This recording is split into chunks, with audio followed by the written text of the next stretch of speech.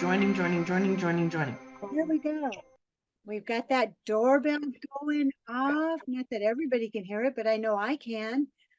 Oh, we love it. Hey, hi, Sheila. I'm going to go ahead and make you co-host. If you could help out in the behind the scenes, that would be fabulous.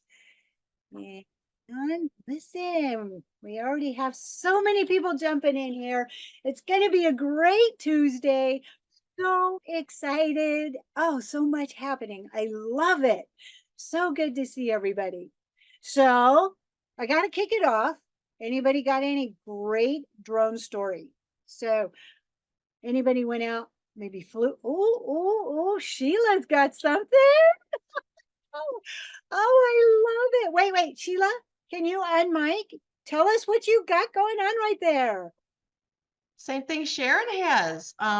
Oh yeah, Sharon. Oh yeah, she's petting it. You gotta pet it. You gotta pet it. Just came yesterday. Yay! Had I known, I would have grabbed mine. Sorry. It's So, within arm's reach. Yes, that's. so wait. I'll type. What is it? Go ahead, Sheila. Or should we just let Louise talk about it? Louise's book. Her It most recent. is Louise. Yay. Louise, tell us about your book really quick. Like here, we want to know. Everybody's talking about it. Wow, thank you. Oh, thanks so much, Sheila and Sharon. No, it's another great collaboration with a bunch of professionals from around the world, America, UK, Ireland, South Africa, Nigeria, Italy, Malta, Australia. So we've got 18 professionals in 11 different countries, and just some awesome topics that have been spoken about: counter drone technology. There we go. Sharon's modeling the book beautifully there. Yeah, we've had a really great response, and really proud and chuffed for everybody. You already hit the charts with it? Yep. We ranked #1 in America. I can't remember some of the others, I'm afraid, but we've done well. We've done well around the regions around the world. Yeah. That's exciting news. Those 2 books that Sheila and I bought to put her over to that #1 spot. Absolutely.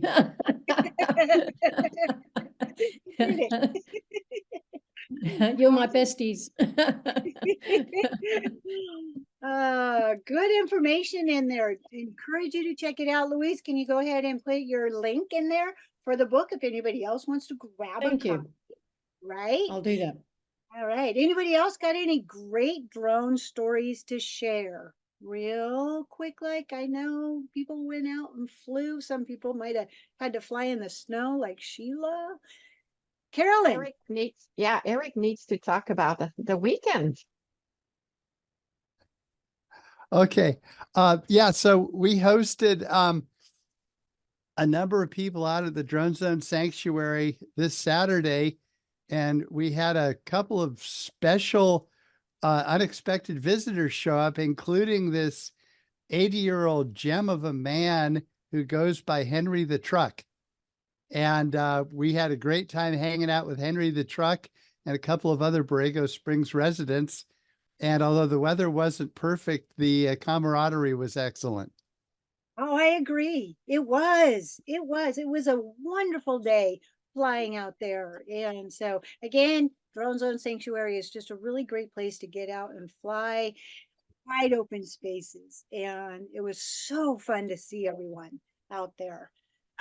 So, okay, with that, I have a couple of announcements that I want to make, and then we will segue over to our spotlight speaker, which I know that's why you're here, right? So really quick, like I want to make sure that I do another shout out right here for Professor Drones. Yes, they have sponsored the Coffee Connection again. Oh, I'm so thrilled. So if you are looking for someone to design, develop, audit, or teach about drones, even AI hazmat pipelines, they are the go-to place. So I will put Professor Drones link into our chat.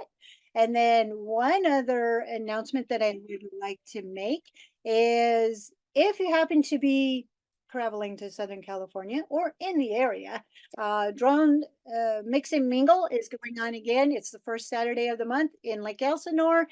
And it will be on February 3rd from 9 to 11. And it is so much fun because, like Eric just said, that camaraderie, that talking drones. Come bring your drone, show it off, tell us what you got, and meet others in the industry. So I will put the link in there into our chat for both of those really quick, like, and then we will segue over to our amazing spotlight speaker. Talk about a thrill, right? So today for our spotlight speaker, we have Jen Walton. She's Denver based. She is a storm chaser and a photographer, and she is the founder of Girls Who Chase. And this is an initiative that inspires, empowers, and equips girls and women to pursue storms and their passions. So excited. I actually got a little tidbit, sneak peek of what she's going to be showing. So I'm super excited to segue over to you, Jen. I'm going to make you spotlight for everybody. Thank you for joining us. Awesome. Well, thank you all for having me. It's been kind of a journey with Girls Who Chase, and I'm going to share a little bit of that with you all today. And I'm going to go ahead and, oh, you know what? I want to optimize for video because, oh God, now I'm looking at my face real big. That's always a treat, isn't it? Okay, there we go.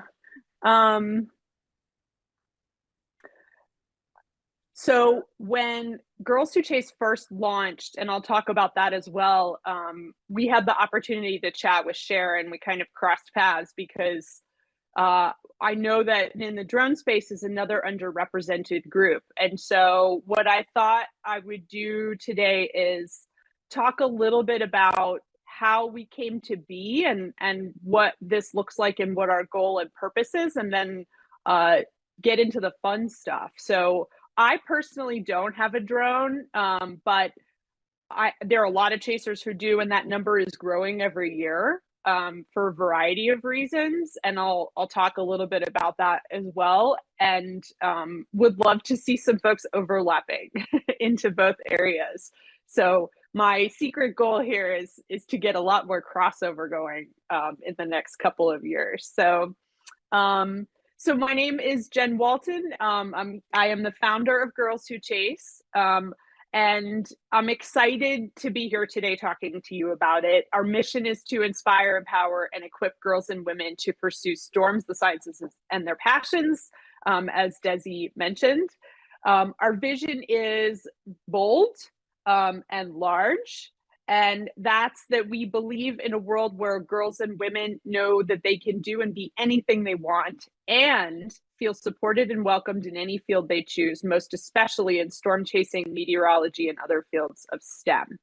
And it took a while, but we have finally landed on a tagline, which is that we're diversifying the face of weather and science. And we're going about that in a lot of different ways. So it has taken 2 years for me to arrive at this slide. So we're about 2 years old. I'll talk to you about that in a second. It's really threefold. We raise visibility and ensure representation as a multifaceted media platform. So that means a lot of different things. We partner with organizations and networks to get women on air.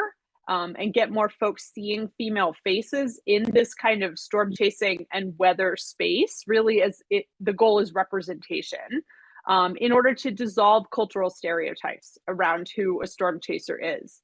We also produce our own media, and that is largely because when I first launched Girls Who Chase, it seemed like nobody was really covering female storm chasers.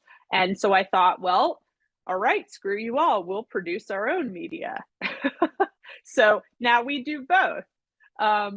We also provide accessible educational resources and trainings, and emphasis on the word accessible. And I'll talk a little bit about the timing, my reason for being here today with you all relative to education in a little bit. We're working on both adult and K-12 resources. K-12, it's going to be a big year for us in the K-12 space. Right now, we provide one very large day-long adult training in storm chasing, and then a lot of smaller ones. We also partner with other folks who provide education in the space to elevate those trainings, make sure people are aware of them. And then finally, and this is actually turning out to be one of our most important roles, we foster supportive, welcoming community. And again, those words are very carefully chosen. So we're not just looking at the obvious of community development, we're also looking under the hood a little bit. There's a lot of different kinds of barriers that can prevent someone from pursuing a passion or participating in a community. And it gets really complicated when you're looking at STEM and participating in STEM initiatives. And part of what I think has made this initiative different in a way is that as we've developed ourselves and amplified voices, it's not just been me or a small group of women doing this work in the storm chasing space. It was embraced holistically by the storm chasing community. So we have all kinds of voices speaking out about that, and that includes male storm chasers. And I think that's part of what has made this powerful, and also what has changed the definition of what a community can be when you're looking at representation and accessibility in the STEM space. Lastly, we're having very direct, in some cases, out loud conversations, both within our community and outside of our community, like I'm doing today, to address some of these cultural barriers. And we're working hard to create safety in this space. And I mean that both literally and metaphorically, for female and female identified storm chasers to encourage that sense of belonging in our community. Who am I and how did this happen? I mentioned I'm the founder of Girls Who Chase. I run about 98% of what you see both in front of you and behind the scenes for the Girls Who Chase initiative, mostly on a volunteer basis. I started storm chasing in 2018, but I've been in the sciences for a very long time, about 20 years now. So my perspective on women in science has been shaped by my time in the sciences and by my career working in climate and environmental communication. I also have a background in emergency response. I worked as a wildland firefighter for quite a long time and then moved into public information officer work. So having this interesting intersection of communication, emergency response, and science background has made me interestingly, uniquely qualified in some ways for this role. And these days, when I'm not driving 9 hours in one direction after spinning water vapor that may or may not actually show up, or here talking to you about Girls Who Chase, I work in strategic communication. So it's been an interesting time for us. Girls Who Chase started as an Instagram page of all things, and it almost immediately exploded when I launched the page. So I launched the page in July 2021, and we formally launched as a platform in January 2022. That in and of itself was kind of a meteoric experience, as it were. The interest in the Instagram platform and in the concept as a whole grew exponentially over that 6 months until January 2022, which is why we launched this kind of more formal platform. That's around when I first crossed paths with Sharon, I believe, is we started to get quite a bit of interest. Fox Weather, and I know Sharon's done quite some work with Fox Weather in the past. Our first media coverage started with the Washington Post. So we didn't start small here, and it was kind of all uphill from there. Eventually, I found myself on a live set standing in front of Kelly Clarkson and thinking, you know, we're really clearly on to something here. And I have no doubt that the energy was there before I came along, before Girls Who Chase came along, but I think what we did here was harness it in a way, and harness it in a way that it was allowed to grow in the ways that it was needed. So, but if nothing else, I'm absolutely grateful that I have found a way to have folks talking about these issues, which is really prevalent in every area of STEM. But one thing that's very clear is that this is much bigger than storm chasing, what we're talking about here. From the insane growth of our social media platforms, from the high level media coverage, from what has become really a stream of endless inquiries from anything from science teachers to production companies, requests to participate in events, it's very clear that something else is afoot here with what we have created. And so part of what I'm focused on now is, what have we learned from this experience? We'll be celebrating our 2-year anniversary actually on Thursday, January 25th. That was the date of our formal launch. And from all of this, from everything we've been through, from all the people who have stepped forward, what can other communities in kind of similar Venn diagram spaces learn from our experience and from the energy that has come in behind this?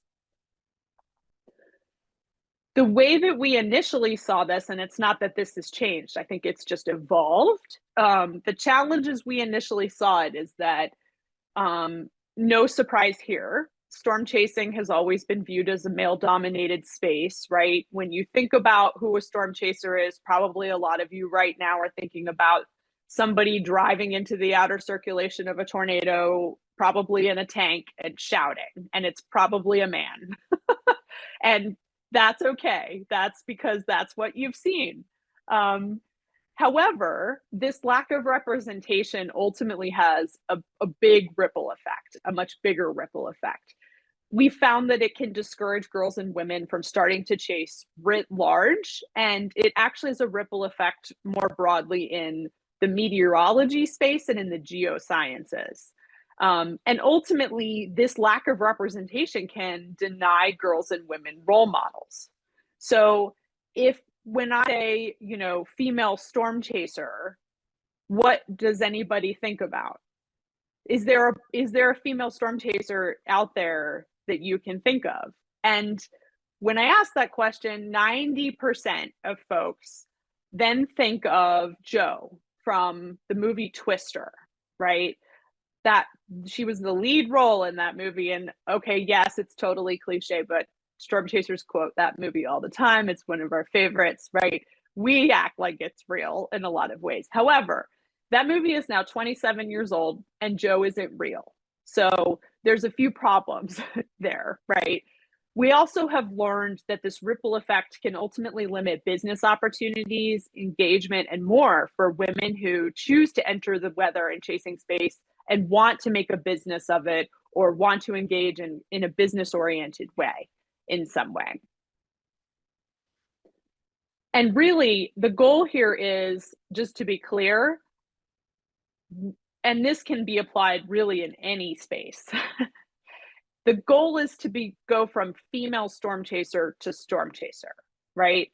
Just like you don't want to be a female drone pilot, you're just a drone pilot, or a pilot, or a scientist, or in any of these spaces, right? So the reason that we exist isn't necessarily to become this static entity, nonprofit entity, where we give out, gold statues of Jo to the best female chaser every year.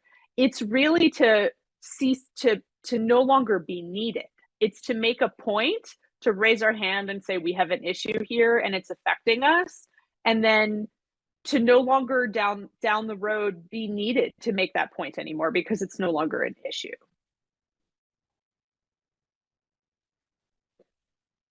So we've started to pull some numbers because it's clear, we're not here for 5 minutes. We might be here for 10. So we've started to look at some data.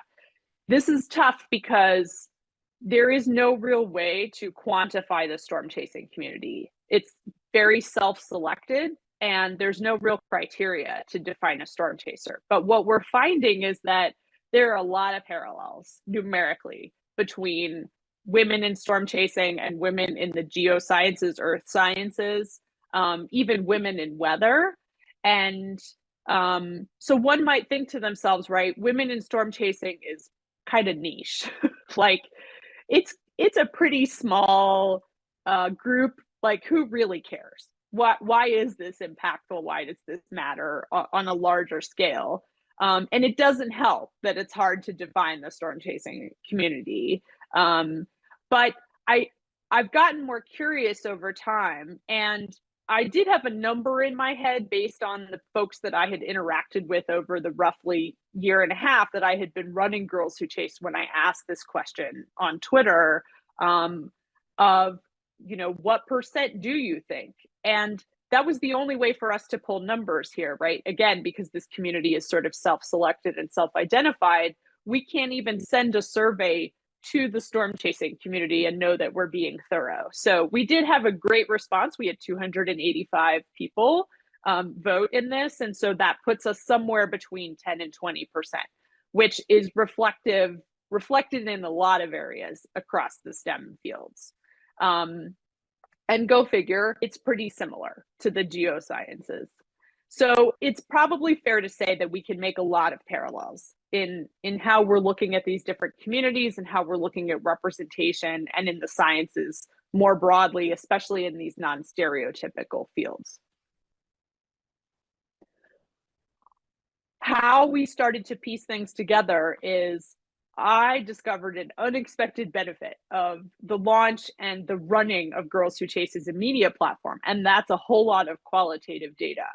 I realized over the course of the first full year in operation that I had actually been collecting a treasure trove of this qualitative data, which is anything from recorded interviews for our podcast, like ad hoc conversations with women on social media, talking with experts in all these different, ripple effect areas, concentric circle areas in the sciences.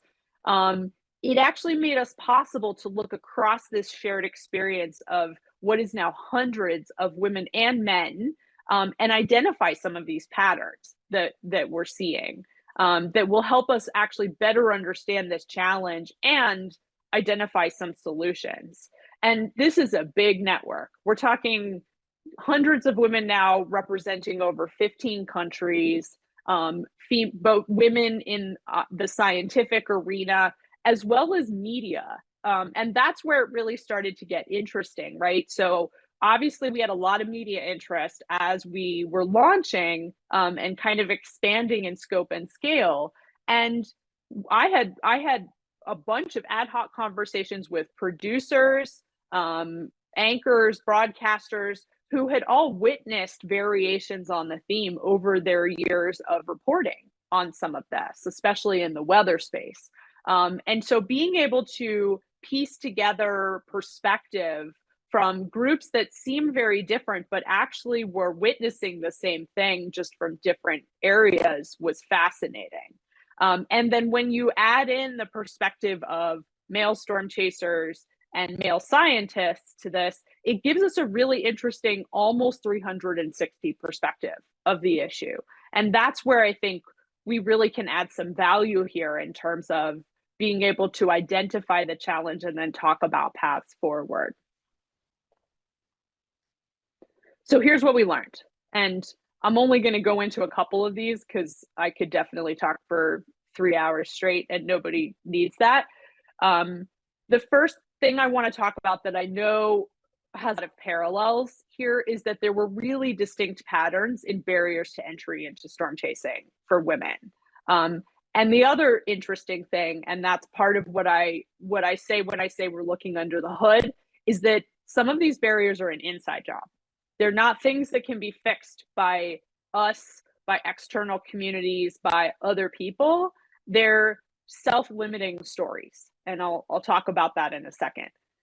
The perpetrator is all of us. It's our own cultural training. It's our own cultural biases. We are all contributing to these issues. But there are really two key culprits that we can blame for this. And they're locked in kind of a vicious cycle that a lot of people aren't really consciously even aware of. And then finally, what we found in going through this process of developing safe, welcoming community is that breaking this cycle that we've been locked in requires first being aware there's a cycle in the first place, which is part of what Girls Who Chase played an important role in. Two, you actually have to want to break the cycle. In some spaces, that's not the case. And three, it does require the entire community to contribute. And the last thing we've learned is that you don't have to be big to play big.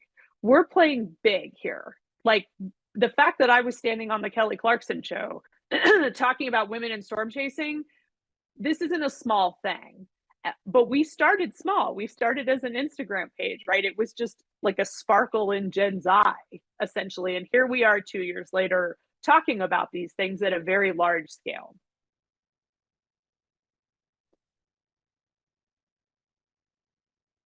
Some barriers.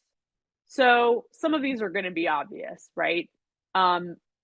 But the thing that was the most interesting to me is as I was starting to have these conversations with women, either new to storm chasing, having storm chased for 20 years, somewhere in the middle like me, the stories that I was telling myself, the barriers that I had introduced for myself to start storm chasing. So I'm over 40 now.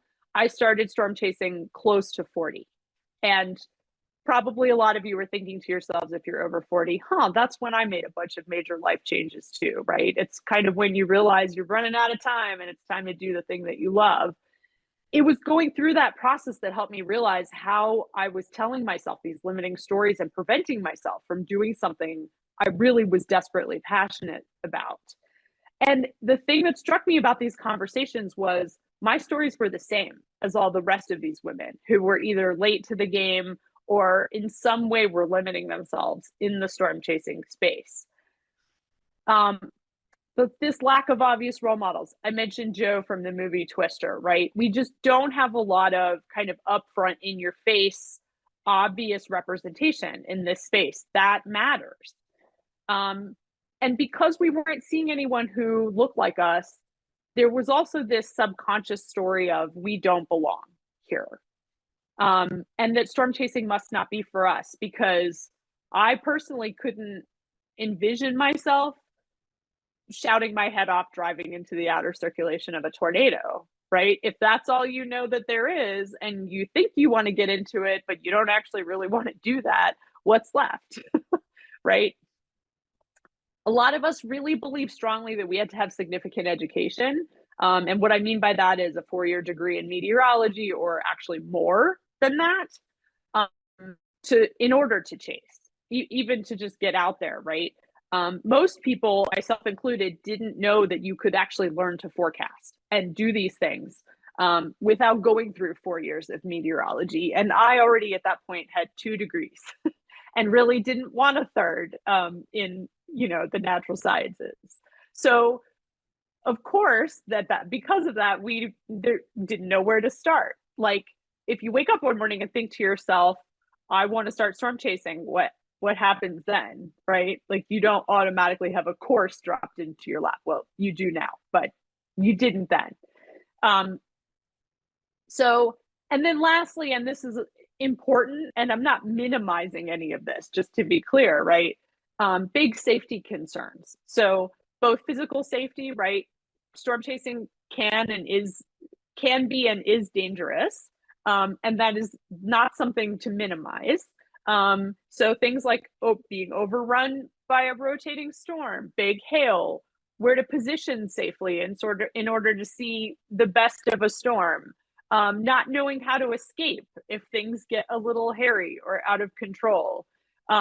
One woman who joined our Patreon very early on, when I asked her what her chasing goals for the year were, basically just said, I need to learn how not to die when I'm storm chasing. Personal safety is also a major concern for women. So all the concerns that apply for women just being out in the world, similar here in storm chasing, right?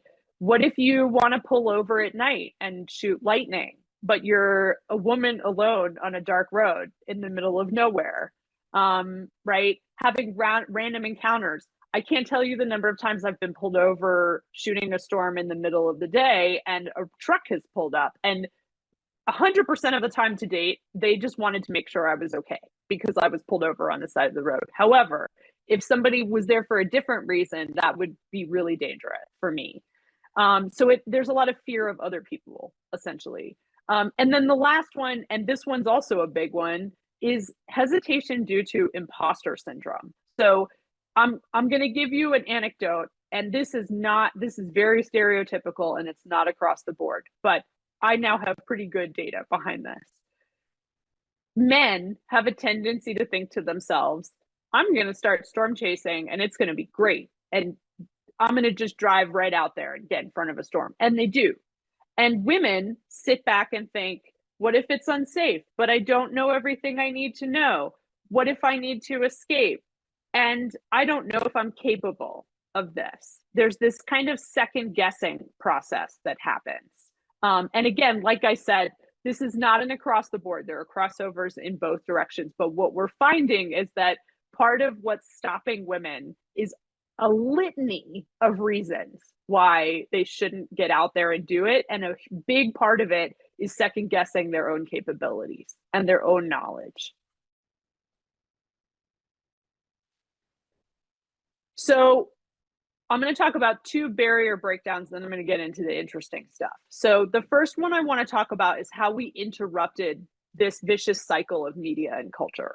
So the cycle as it stood before Girls Who Chase existed was media in a lot of ways defines culture. It defines what we see that exists out there. It defines the way that things are. And in this case, media defined chasers based on biased coverage. They showed men storm chasing. That's what we saw. If you've ever watched any of the reality television shows about storm chasing, did you see any women in those shows? If you did, they were probably playing these very token roles, right? They were along for the ride. They were somebody's girlfriend or daughter or wife. They weren't contributing in a significant way, in an equal way. We as culture take that in, and I'm talking through the left side here, right? This world without Girls Who Chase. And then media, of course, to meet their bottom line, wants to meet cultural expectations, so they double down and show you more men storm chasing because they think that's what you want.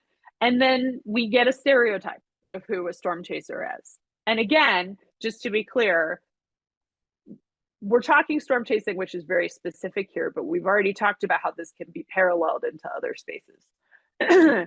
What happened when GWC came on the scene is suddenly media said, oh, all these people are really interested in women storm chasing. Maybe we should show more women storm chasing, and redefined who a storm chaser was and started to show us a mix. Culture, us, took that in, understood that storm chasing can be a very diverse experience and that everyone belongs here. And so, of course, media wants to meet our expectations, so they showcase diversity in storm chasing. And suddenly, the next thing we know, instead of men storm chasing, or we're showing everyone women storm chasing, female storm chasers, we're just seeing storm chasers. And there is no definition behind that anymore. And it's a very diverse group of individuals. That's what it takes to interrupt a media culture feedback loop. But again, I mentioned the first step is admitting you have a problem, right? So it's breaking into that status quo, which is what everyone was steeped in when I walked onto the scene and said, what the heck is going on here? Which is that this is just the way it is, essentially. We're not seeing a lot of women in media. This is just the way it is. It's always going to be this way, whatever, right? And we all fall into that pattern. It's not, I'm nothing special. I just happen to say, well, why? Why is this happening?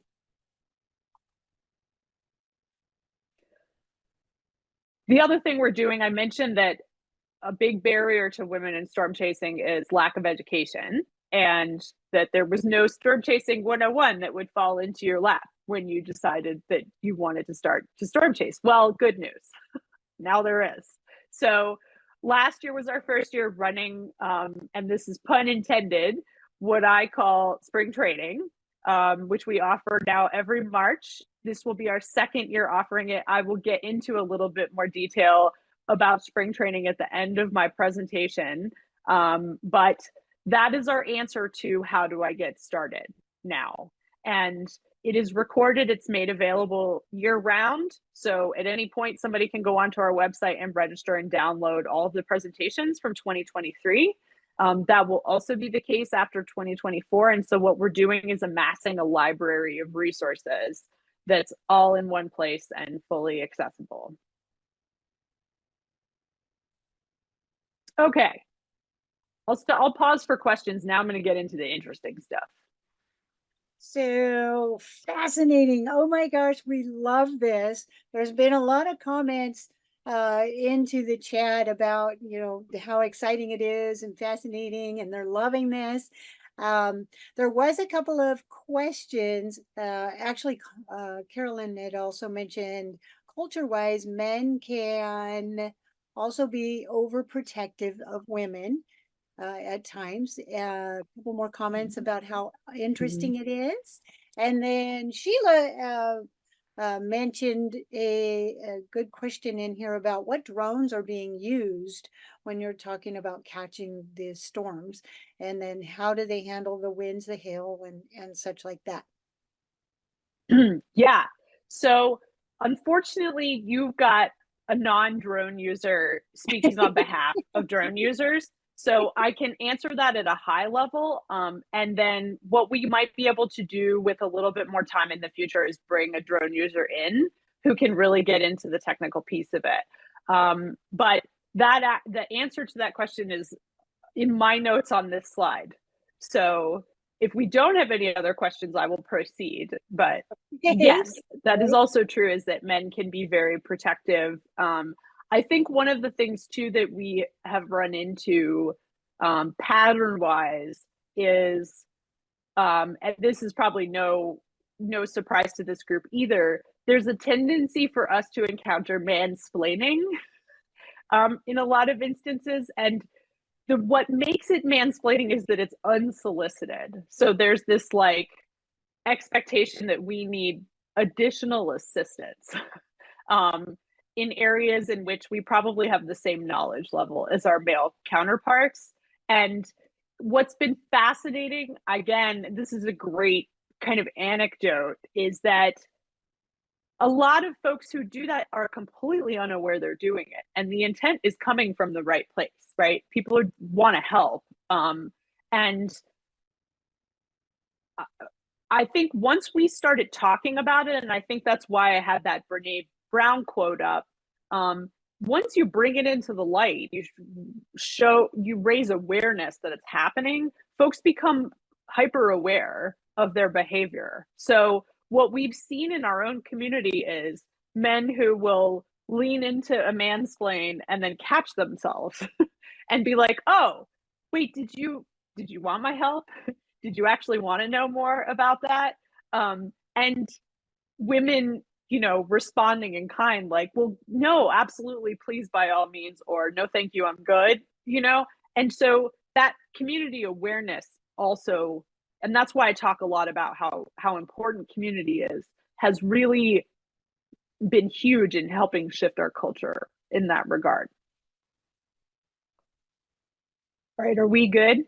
There's a couple more just conversations about the overlap and men activities in education and so on and so forth. There's a couple of comments in there regarding that. And then there's also one in there about after 48 years being in law enforcement, and she's still hearing police. Oh, yeah. And so yep. Last words on that one were, so don't get discouraged. It will take a while, right? Good words right there. Yeah. Law enforcement, emergency response is such a great case study in a lot of ways. And that is actually one reason that I mentioned that when a community is making change, that one of the keys, it has to be desire. And I think that's where some of these communities can get real locked up in enforcing change, because in some cases, and I like to stay on the positive side of this and showcase what we've been able to accomplish with this community in a short period of time. But the truth is that in a lot of communities, the perpetrator isn't necessarily all of us. It's perpetrated by the people who are benefiting from that type of behavior. And law enforcement, I think, a great example. Again, not an across the board, lots of folks absolutely perfectly willing, but there are some really tough culture case studies out there for making this kind of change. Awesome. So I know we have a video here and some pictures to show. I do have one more question that before we segue on. When we're talking about introducing youth and STEM opportunities, I personally have a class and an opportunity. How do you recommend I introduce this to the young ladies of my class moving forward?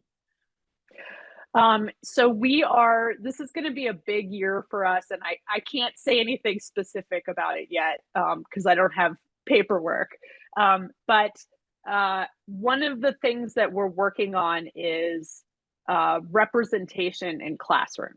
So it's not new to have folks come into classrooms and talk about severe weather, talk about storm chasing, talk about staying safe. For example, in a tornado warning, like what do you do in a tornado warning, that type of thing.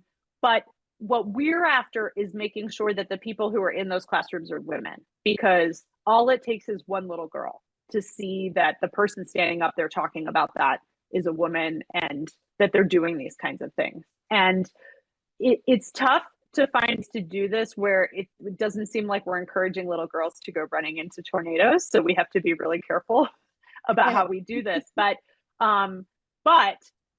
right now there are tons of educational resources on our website. B, we do actually go and talk in classrooms. You can bring us in remotely. We're working on rolling out a regional in-person program where we can send women, where teachers can actually contact us and request that someone come. We're starting to integrate into a few different national programs in a variety of ways. But this type of thing is going to take time. And because we're so new, we're still kind of working on the foundational aspects of it. So right now, my suggestion would be to reach out to me at girlswhochase.com and say, here's what I want to do. Do you have any suggestions? That would be like at the outset. Other than that, I think, again, the key is showcasing women doing this kind of stuff. And so I have tons of materials and resources I could share over if you wanted to give your own presentation. Fantastic. Fantastic. I know I'm not the only educator here in the group, and so great information to share. And I bet you will have some people reaching out. Awesome. I love it. Awesome. All right. So as I mentioned, I am not a drone user, so I'm going to keep this high level, but I did reach out to the storm chasing community and ask folks to share over some content. And we did get some good stuff. So there's a few different ways that drones are used in storm chasing. The first is, and this is becoming more prevalent, is that in parts of the country, you just can't see storms, like the Southeast, for example, right? Think about when you're driving around in the Southeast, it's all trees. There are no real open fields or areas, or if there is an open field, of course, the storm isn't in a convenient location where you can actually see it. And so if you're storm chasing, you have to get above tree level, essentially, to be able to see what's going on. What direction is the storm moving? Is it rotating quickly? What's the danger level, right? So when the terrain and the road networks are bad, and this is the other one, if a road isn't getting you to where you need to go, sending up a drone is also a great way to get a view of a storm. Chasers will use drones to get around those things. So we do have storm chasers in the Southeast who specialize in that area, and I would say 90% of them use drones. We have a few chasers in the Northeast, similar case. And so a lot of the storm chasing footage that you get from the eastern half or the eastern third of the United States is drone footage. And that is why. They often contract with news outlets. So if there's a severe weather event occurring and they want to warn people, they'll have a chaser out there on a storm talking about storm behavior, usually typically with a drone up, same time. And in order to do that, just to be clear, they're not like driving and storm chasing and flying a drone at the same time. It's usually a 2-person operation. I should probably just say that before somebody is like, oh my God, you people are crazy. So just to be clear, so they'll contract with news. They also work closely with the National Weather Service. So an important role of storm chasers, in my opinion, and what I feel like our most important role is overall is to be the eyes on the ground. So the National Weather Service is sitting in an office looking at very high level radar, but they can't see what's happening. And sometimes what's happening on the ground doesn't match what's happening on radar. And so sometimes there's a tornado down and radar isn't reflecting that. And so we can report back and they can go ahead and warn people, for example. So that's a big one. And the reason that's becoming more important, and some of you are probably hearing this, is that data are now showing us that Tornado Alley is shifting east. So Tornado Alley traditionally was kind of southern central Texas northward into, Nebraska, essentially, and then west into, like, for example, eastern Colorado and south from there. That area, is somewhat sparsely populated, mostly sparsely populated, a lot of fields, etc. Not a lot of things to damage. When you start to shift that eastward, you start to get into urban areas and people who aren't prepared for that type of weather. And so we're seeing a lot more very destructive events, essentially, that are impacting urban areas, impacting lives and property. And so having storm chasers out covering these events is becoming more and more important. And I apologize, I keep leaning forward and backward because I'm getting shot in the eye by the sun coming through my blinds. So that's the kind of the first big one. The second one is just perspective. So this photo is of a severe thunderstorm that actually went tornado warned shortly after in Colorado near Denver. It was just north of Denver. And you can kind of see, like, a lot of times it's very hard to tell just how big storms really are. But when you have the scale of being able to see houses on the ground in the foreground, that gives you a sense of just how big these things really are. And this lucky person managed to capture a big bolt with this storm. So I just thought it was cool. The last way that drones are being used, and they're being used more and more in this regard, and I know that we overlap in this space with you all, is damage assessment. So especially during flood events, covering damage in hard to reach areas. So for example, if a destructive tornado goes through an urban area, in many cases, the roads are completely blocked, power lines are down, you can't get into those areas to look for survivors or to look for victims and assess the damage and make decisions about how to respond. So chasers will either be brought in to use drones, or chasers will contract again with those news agencies and send drones up to cover damage.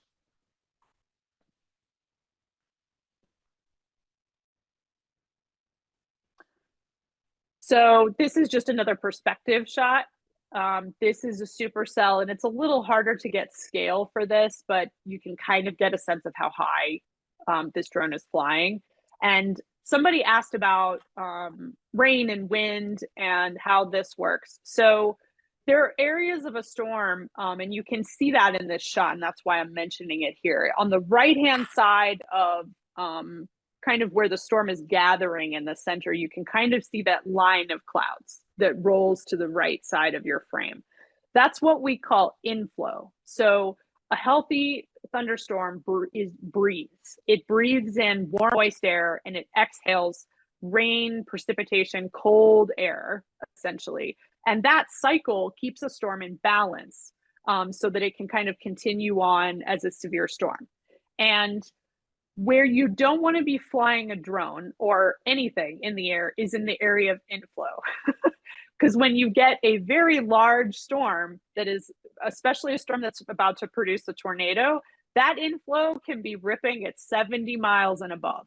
70 miles an hour and above, that your drone will get sucked in and then eventually slammed into the ground by the breathe out action of the storm, and you will never see that drone again.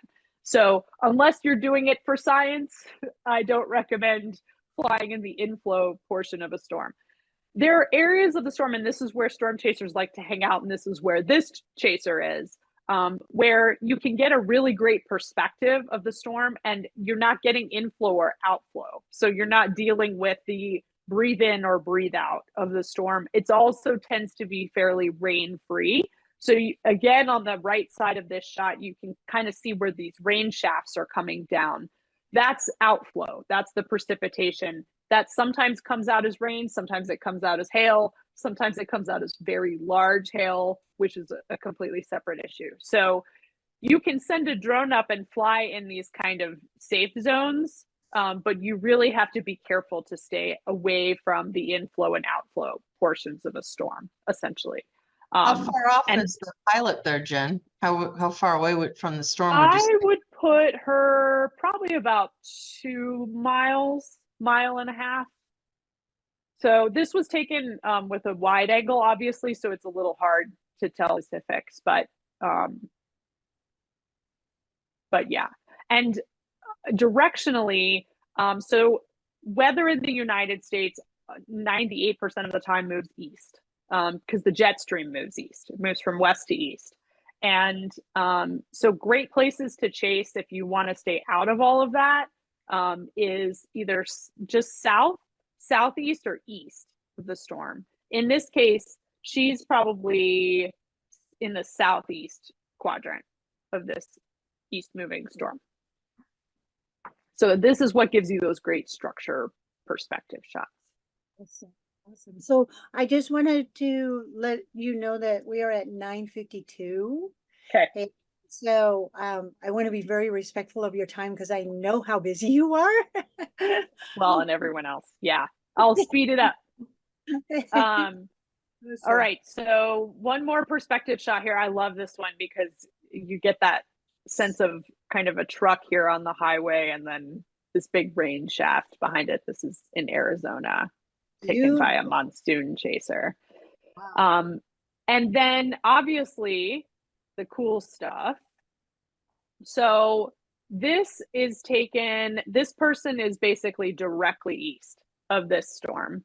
And I am going to hit play and move this forward a little bit. This may be a little bit glitchy, but so this is in Minnesota, and part of the reason he sent a drone up is because he couldn't get close to the tornado. All of these roads are private roads, and also you've got trees in the way, so you can't see the base of the tornado. This was, I believe, rated an EF3. It looks small, but it's behaving like a drill bit, so you can kind of see the damage there at the bottom of the tornado. And drones are just really cool for this kind of footage, right? It gives you a perspective you just can't get on the ground. And this tornado was particularly photogenic.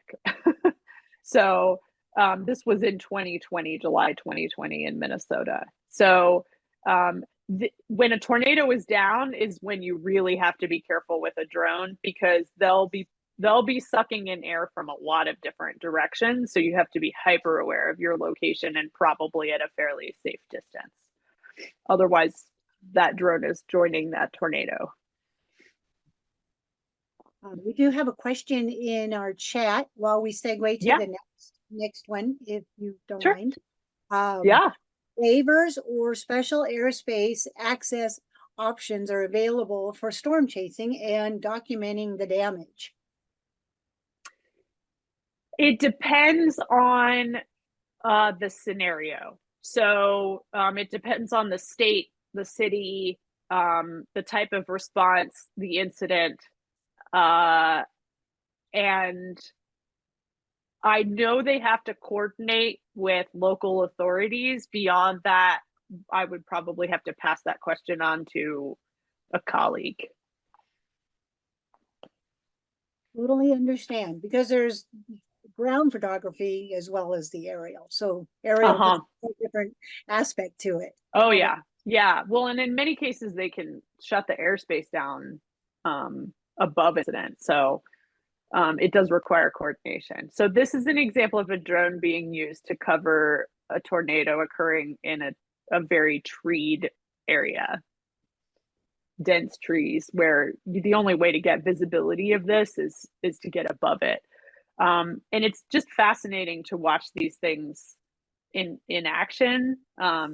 Right, you can kind of see the air being sucked upward and creating this vortex, and it's like there's little black dots flying around, and those are probably cars or chunks of roof or something. They look very small, but they are not.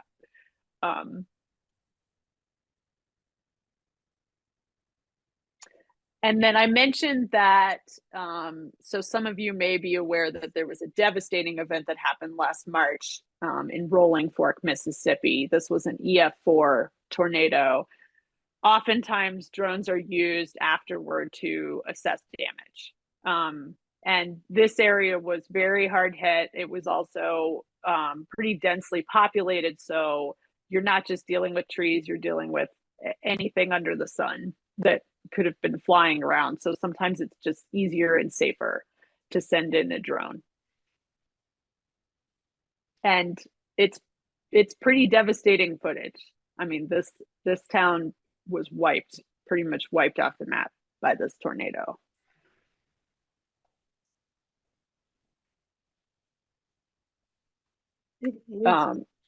Yeah, and this is a fairly long video, but it just kind of gives you a sense of perspective.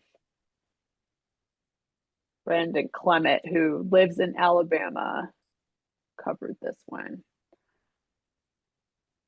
And then this is an example also, Brandon, of a flooding event in 2022 in Kentucky.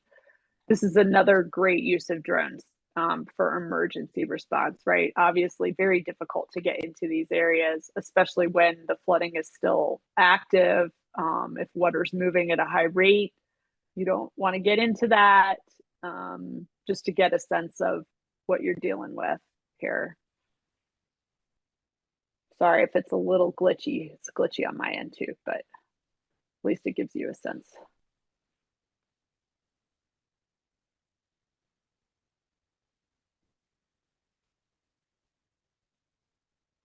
Jennifer Pigeon posted a question or a comment into our chat at that wonderful presentation, and love the inspirational focus of bringing more girls into the storm chasing. And she used to have a neighbor in Toronto who was a storm chaser. Cool. Yeah. All right. So the reason y'all brought me here, I get to in the last 2 minutes, is our spring training 2024. So you do not have to want to be a storm chaser to take this training. If you're into weather, you think it's cool, you just want to learn what goes into it, I highly recommend it. It is a day long, and it's completely virtual, so you can take it from your couch at your convenience. We record everything and send it out to registrants after. So if you can't make it the day of, which I think Desi was telling me was the case for her last year, you can register and have it sent to you instead, or you can register afterward and have it sent to you. So our topics this year are very entry level, so focusing on storm structure, a little bit of what I just talked about, how to read radar, positioning, where you might want to position to chase safely responding to a natural disaster. So like as a chaser, if you're following a tornado that does damage, how would you, like, what is the decision-making process? Are you going to go in and respond? Are you not? What happens if you do? Doing some case study work and then some specialty topics in the afternoon. And then we have 2 all-field female panels in meteorology and storm chasing, where folks can interact with people, ask questions. The meteorology one tends to be more career-oriented, like what's it like being a broadcast Met, or a Met in the private space, or stuff like that.